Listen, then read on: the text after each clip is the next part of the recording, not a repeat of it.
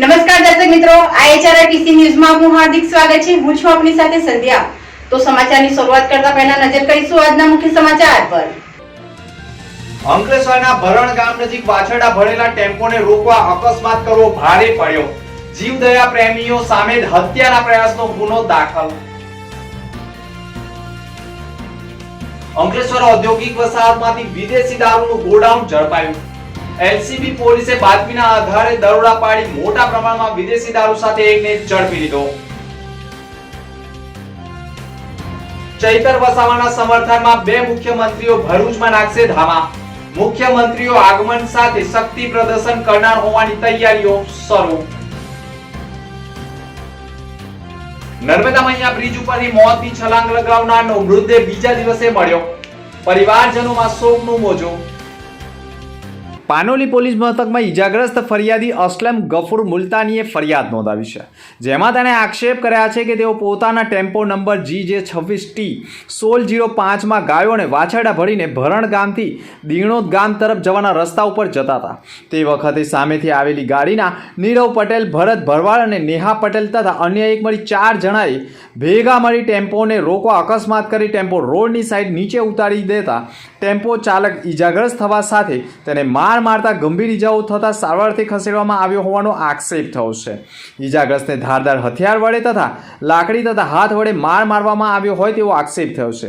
મોઢાના ભાગે તથા હાથ ઉપર મારામારી કરતા ડાબી આંખની સાઈડ ઉપર મારામારીમાં ફ્રેક્ચર કરી, ગરદનના પાછળના ભાગે બીજા મણકામાં ફ્રેક્ચર તથા કપાળમાં ફ્રેક્ચર કરી મગજમાં બ્રેન હેમરેજ જેવી ગંભીર ઈજાઓ પહોંચાડી હોવાના મેડિકલ રિપોર્ટના આધારે આખરે પોલીસે જીવદયા પ્રેમીઓ સામે મારામારી અને હત્યાના પ્રયાસ સહિત IPCની કલમ હેઠળ ગુનો દાખલ કરી ધરપકડના ચક્રો ગતિમાન કર્યા છે। અત્રે ઉલ્લેખનીય બાબત એ પણ છે કે સમગ્ર ઘટના ટેમ્પો રોકવા માટે સર્જેલ અકસ્માતનો જે તે સમયનો લાઈવ વિડીયો પણ સામે આવ્યો છે। જીવદયા પ્રેમીઓએ પશુ ભરેલા ટેમ્પોને રોકવાના ભાગરૂપે અકસ્માત કર્યો હોવાનું સામે આવતા આખરે જીવદયા પ્રેમીઓ પશુઓને બચાવવા માટે અકસ્માત કરી ટેમ્પો રોકવાના પ્રયાસ કર્યા હોવાની ચર્ચાઓએ ભારે જોર પકડ્યું છે। અત્રે ઉલ્લેખનીય બાબત એ પણ છે કે જે સમગ્ર ઘટનાનો લાઈવ વિડીયો સામે આવ્યો છે તેમાં ટેમ્પો ચાલક બીજી સાઈડથી ભાગવાની કોશિશ કરી રહ્યો હોય અને અકસ્માત સર્જાયો હોય તેવું પ્રથમ દ્રષ્ટિએ દેખાઈ રહ્યું છે, જેના કારણે ટેમ્પો ચાલકે સામેથી અકસ્માત કર્યો હોવાની ચર્ચાઓ ભારે જોર પકડ્યું છે। ગુલામ મોહમ્મદ હાજી મુલતાની। ઘટના એવી બની હતી કે મારો ભત્રીજો જંપાથી ગાડી લઈને ટેમ્પોનો ડ્રાઈવર હતો, ગાડી લઈને નીકળી ત્યારે ગૌરક્ષકોએ મળીને તેમના પર જીવલેણ હુમલો કર્યો છે। વગેરે 10 થી 15 જણાનો એ લોકોનો ટોળો હતો, 3 ગાડીઓ હતી સાથે એ લોકોએ હુમલો કર્યો છે। અમારો ભત્રીજો અત્યારે જયાબેન મોદી હોસ્પિટલમાં છે, પથારીવંશ છે। પોલીસ ફરિયાદ કરી છે, પણ પોલીસ અમને સરખો જવાબ નથી આપતી। અમારી માંગ છે કે કોઈ સાથે સારા વ્યક્તિને તપાસ આપે જેથી અમે આગળ જવાનું કરીએ। ભરૂચ જિલ્લામાં અનેક ઔદ્યોગિક વસાહતો આવેલી છે, જેમાં અનેક કંપનીઓ ગોડાઉનોમાં પોતાના માલ સામાન રાખતા હોય છે, પરંતુ હવે આ ગોડાઉનો ભાડે રાખીને બુટલેગરો દારૂની હેરાફેરી માટે ઉપયોગ કરી રહ્યા છે। જોકે તેમના કારસ્તાન પોલીસની નજરથી બચી શકતા નથી। ભરૂચ જિલ્લા SP મયુર ચાવડાના આદેશ મુજબ જિલ્લામાં ચાલતી ગેરકાયદેસર પ્રવૃત્તિ ડામી દેવાના આદેશ આપ્યા છે। ગત રોજ રાત્રિએ LCBની ટીમને માહિતી મળી હતી કે અશોક કેસરીમલ માલી રહે કંબોડિયા તાલુકા નેત્રંગ તથા લખીરામ ગિરિરાજ ગૌતમ ભારતીય બનાવટનો વિદેશી દારૂ મંગાવી અંકલેશ્વર GIDC ક્રિસ્ટલ ચોકડી પાસે આવેલા પ્લોટ નંબર 4504 ખાતે ગોડાઉનમાં કટિંગ કરે છે। આ માહિતીના આધારે પોલીસે GIDCમાં આવેલી ક્રિસ્ટલ ચોકડી નજીક પ્લોટ નંબર 4504માં રેડ કરીને દારૂનો જથ્થો ભરેલું ગોડાઉન ઝડપી પાડ્યું હતું।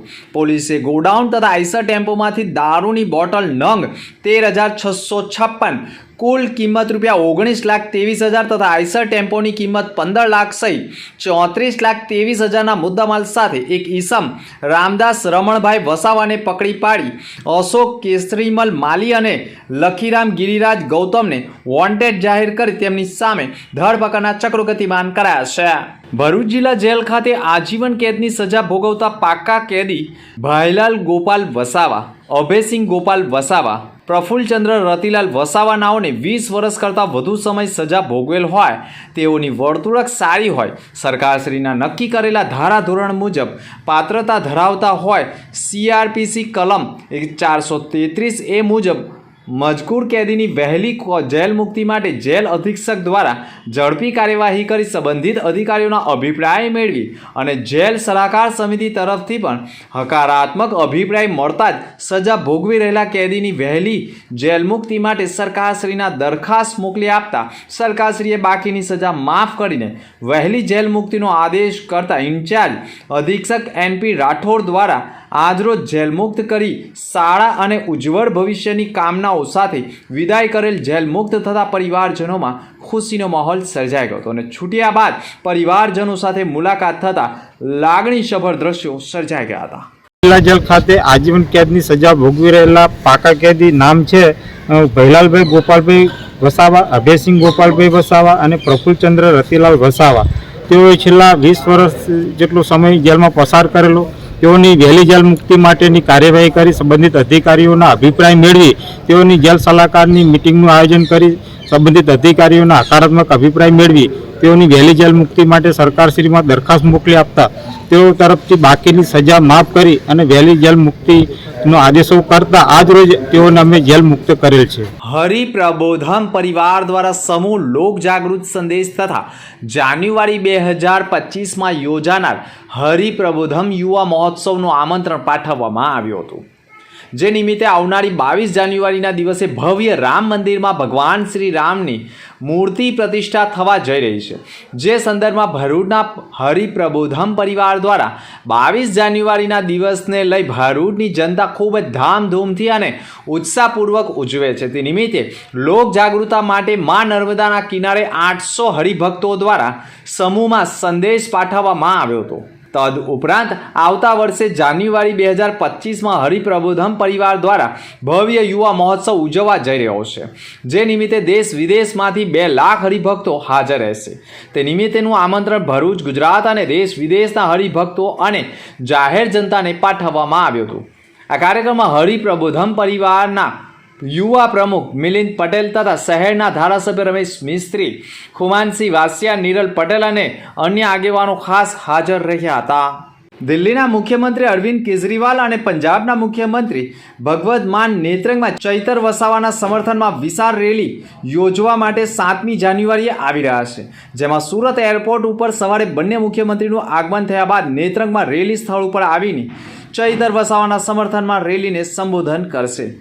ચૈતર વસાવાના પત્ની વર્ષાબેન વસાવા માતા અને બાળકોની મુલાકાત માટે બોગજ કોલીવાડ ગામે પણ જશે તેવું જાણવા મળ્યું છે. પરંતુ બંને મુખ્યમંત્રીઓ ચૈતર વસાવાની મુલાકાત માટે રાજપીપળા જેલમાં જશે કે નહીં તે હાલ સ્પષ્ટપણે કહી શકાય તેમ નથી. ઉલ્લેખનીય છે કે ચૈતર વસાવાના સમર્થનમાં રેલી યોજી આમ આદમી પાર્ટી પોતાનો જનાધાર મજબૂત કરી રહ્યો છે તેવી ભાજપની નેતાગીરી આમ આદમી પાર્ટી વિરુદ્ધ આક્ષેપ કરે છે. હાલ કોંગ્રેસ પણ ચૈતર વસાવાના સમર્થનમાં રેલી યોજી રહ્યા છે. તેનાથી રાજકીય અંતર રાખી રહ્યું છે. તેવા સંજોગોમાં નેત્રંગમાં મુખ્યમંત્રી અરવિંદ કેજરીવાલ, મુખ્યમંત્રી ભગવત માનના આગમનથી ભાજપ, કોંગ્રેસ, BTP અને આમ આદમી પાર્ટી વચ્ચે ભરૂચ લોકસભા બેઠક માટે રાજકારણ ગરમાઈ ગયું છે. ગાયત્રી પરિવાર તરફથી માતા પિતા વગરના બાળકોને સચિદાનંદ વિદ્યાલય ભરૂચમાં ગાયત્રી પરિવાર દ્વારા ચલાવવામાં આવતી પ્રવૃત્તિઓ અંતર્ગત એના ભાગરૂપે શિયાળાની કડકડતી ઠંડીના કારણે બાળકોને સ્વેટર વિતરણ કરવામાં આવ્યું હતું. જેમાં કાંતિ રાણા સહિત મોટી સંખ્યામાં સંસ્થાના લોકો જોડાયા હતા. મારું નામ કાંતિભાઈ નગલા રાણા છે. અમે ગાયત્રી પરિવાર દ્વારા સેવાકીય અનેક પ્રવૃત્તિ કરીએ છીએ. એના ભાગરૂપે આજે સચ્ચિદાનંદ વિદ્યાલયમાં જે 7 વિદ્યાર્થીઓ છે એમના માતા પિતા નથી એવા બાળકોને આ શિયાળાની કડકડી ઠંડીમાં સ્વેટર આપવામાં માટે આ પ્રોગ્રામ રાખવામાં આવ્યો છે. 2 દિવસ અગાઉ નર્મદા મૈયા બ્રિજ ઉપરથી મોતની છલાંગ લગાવી હોવાની ઘટના સામે આવી હતી. ભરૂચના યુવકની 2 દિવસ પહેલા જ નર્મદા મૈયા બ્રિજ ઉપરથી મોતની છલાંગ લગાવી હોવાની જાણ અંકલેશ્વર ફાયર વિભાગ અને ભરૂચ નગરપાલિકાના ફાયર વિભાગને થઈ હતી. સામાજિક કાર્યકર ધર્મેશ સોલંકી દ્વારા શોધખોળ ચાલી રહી હતી. તે યુવકનો આજરોજ અંકલેશ્વરના જૂના બોરભાઠા બેટ ગામ પાસે ઓમ તપોવન આશ્રમના નદી કિનારેથી ડિકમ્પોઝ અવસ્થામાં મૃતદેહ મળી આવ્યો હતો.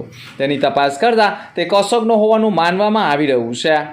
ભરૂચ જિલ્લામાં દરરોજ 11 મહિલા શારીરિક અને માનસિક ત્રાસથી પીડિત હોવાનું ચિત્ર ઉપસ્યું છે. મહિલાઓ, યુવતીઓ તથા સગીરાને મદદ કરતી અભિયમ ટીમને 2023ના એક વર્ષમાં જ 3883 જેટલા કોલ મળ્યા છે. ભરૂચ જિલ્લા સહિત રાજ્યભરમાં અભિયમની ટીમની 8 માર્ચ 2015થી કાર્યરત છે. મહિલાઓને ઘરેલું હિંસા સહિત વિવિધ પ્રકારની હિંસા તેમજ મુશ્કેલી સમયે તાત્કાલિક ધોરણે બચાવ સલાહ અને માર્ગદર્શન પૂરું પાડવામાં આવે છે. લગ્ન જીવન અને લગ્નોત્તર સંબંધમાં અસરકારક કાઉન્સિલિંગ દ્વારા વિવાદ દૂર કરી પરિવારમાં સુલેહ શાંતિ વધારવામાં આવે છે. જિલ્લાની અભિયમની ટીમે વર્ષ 2023 દરમિયાન 3883 જેટલા ફોન આવ્યા હતા, જેમાંના મહત્વના 1024 જેટલા બનાવો માટે ટીમ રેસ્ક્યુ વાન સાથે તાત્કાલિક ઘટના સ્થળે પહોંચી મહિલાનો બચાવ અને તેમને સહાયતા આપવામાં આવી હતી. તેમજ બાકીના બનાવોને કાઉન્સિલિંગ કરી જરૂરિયાત મુજબ સરકારી કે અન્ય એજન્સી સાથે સંકલન કરી મદદ કરવામાં આવી હતી. અભિયમ ટીમ દ્વારા આત્મહત્યાના બનાવો પણ બનતા પણ અટકાવવામાં આવ્યા છે. કેમિકલયુક્ત ભૂરો પિગમેન્ટ કલર કપિરાજોની ટોળી, જેમાં 2 બચ્ચા પણ સામેલ છે, તેઓના સ્વાસ્થ્ય માટે ઘાતકરૂપ થઈ શકતો હોય તેવા વન વિભાગ અને જીપીસીબીને માનવતા દાખવી તેની ગંભીર નોંધ લઈ મદદ કરવાની જરૂર બને છે. ભરૂચ જિલ્લાના ઉદ્યોગોમાં હવે પ્રાણીઓના પણ રંગ બદલાઈ રહ્યા હોય તેવા ચોંકાવનારા અહેવાલો સામે આવ્યા છે. અંકલેશ્વર જીઆઈડીસીમાં શ્વાનોના રંગ બદલાયા બાદ હવે કપિરાજોના રંગ બદલાયા હોય તેવા વિડીયો સામે આવતા જીપીસીબીની કામગીરી સામે પણ સવાલો ઊભા થઈ ગયા છે. કારણ કે થોડા માસ અગાઉ પણ અંકલેશ્વર જીઆઈડીસી વિસ્તારમાં કેટલાક શ્વાન પણ ભૂરા કલરના જોવા મળ્યા હતા અને હવે તો કપિરાજો પણ ભૂરા કલરના જોવા મળતા ઉદ્યોગોમાં પ્રદૂષણ ઓકાઈ રહ્યું હોય તેવી ચર્ચાઓએ ભારે જોર પકડ્યું છે. સમગ્ર વાયરલ વિડીયો બાદ જીપીસીબી દ્વારા કાર્યવાહી કરવામાં આવશે કે કેમ તે પ્રશ્ન ચર્ચાનું કેન્દ્ર બન્યો છે, પરંતુ વન વિભાગ અને જીપીસીબીએ સંકલનમાં રહી તાત્કાલિક કાર્યવાહી કરવાની જરૂર સ્પષ્ટ દેખાઈ રહી છે. અંતમાં ફરી એક નજર આજના મુખ્ય સમાચાર પર. અંકલેશ્વરના ભરણ ગામ નજીક વાછરડા ભરેલા ટેમ્પોને રોકવા અકસ્માત કરવો ભારે પડ્યો. જીવદયા પ્રેમીઓ સામે હત્યાના પ્રયાસનો ગુનો દાખલ. અંકલેશ્વર ઔદ્યોગિક વસાહતમાંથી વિદેશી દારૂનું ગોડાઉન ઝડપાયું.